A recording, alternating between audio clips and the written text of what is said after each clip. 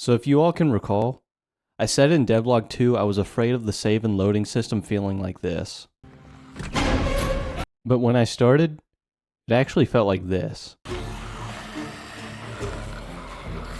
And as I started to build it, it felt more like this.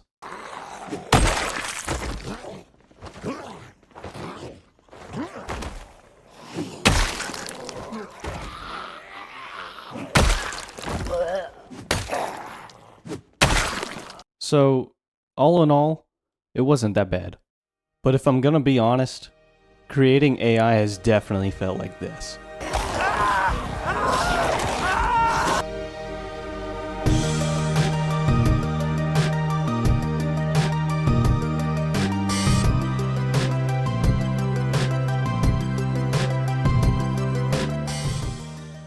Before I jump into the AI for my game, I'd like to briefly go over my save and load system.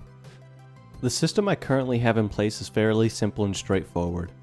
Essentially, I have an object in the game world that'll collect necessary info from each object that's marked for saving.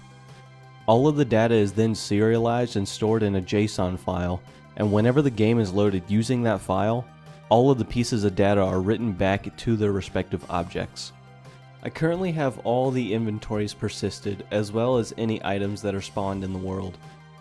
As I continue to develop new features, I'll easily be able to integrate data persistence if necessary. There's really not much else to say about the system other than the tutorial I followed, of which laid the groundwork for it. I'll leave a link in the description for anyone that's curious. And now it's time to talk about my wonderful and amazing journey of learning how to develop AI. April 1st, the journey.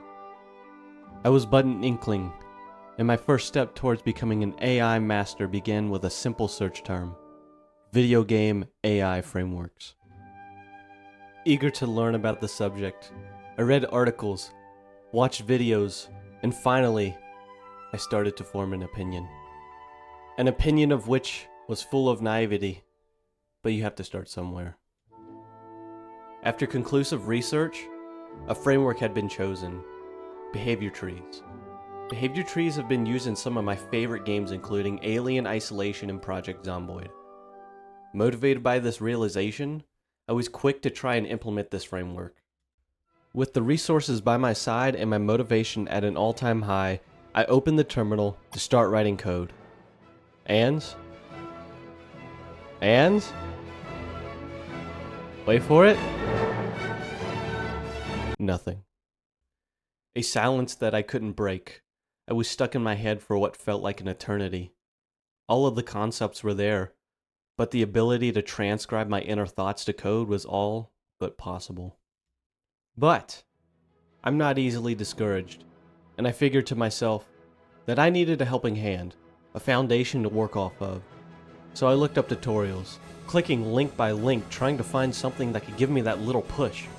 And the more I tried to search the same topic with a different rephrasing, the more I felt a creeping anxiety. A feeling that time can't resolve. I began having flashbacks of working tirelessly on programs for my computer science degree.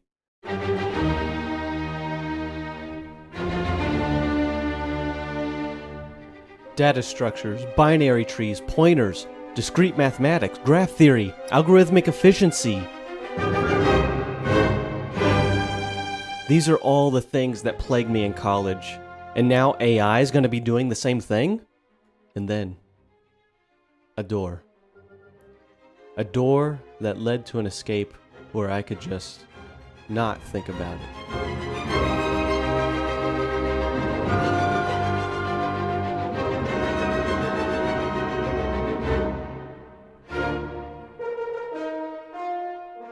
Days go by and the illusions of comfort have faded. The spark that's been in the back of my head turns into a flame.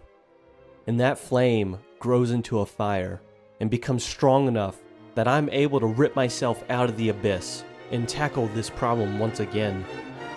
Back to the drawing board, I said. And after some more research, I found something that seemed too good to be true. A solution that didn't require tedious graphs or a million different states. And that solution is GOAP. I'll leave resources in the description that explain how GOAP works because I know that I would butcher it in some way. In order to not make the same mistake again, I've decided that I'm going to use a library that implements GOAP. There are a few concepts related to game dev with inner workings that I could care less about, and frankly, AI infrastructure is one of them.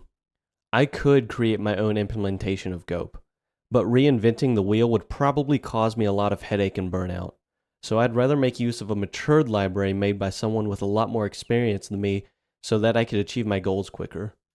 I'll leave a link in the description for anybody that's interested in looking at the library. But anyways, I'll give a quick rundown of what I created so far. The library comes with a nice debugger to show you how your agents are working, and currently, my agent has two goals, the Wonder goal and the Destroy Enemy goal.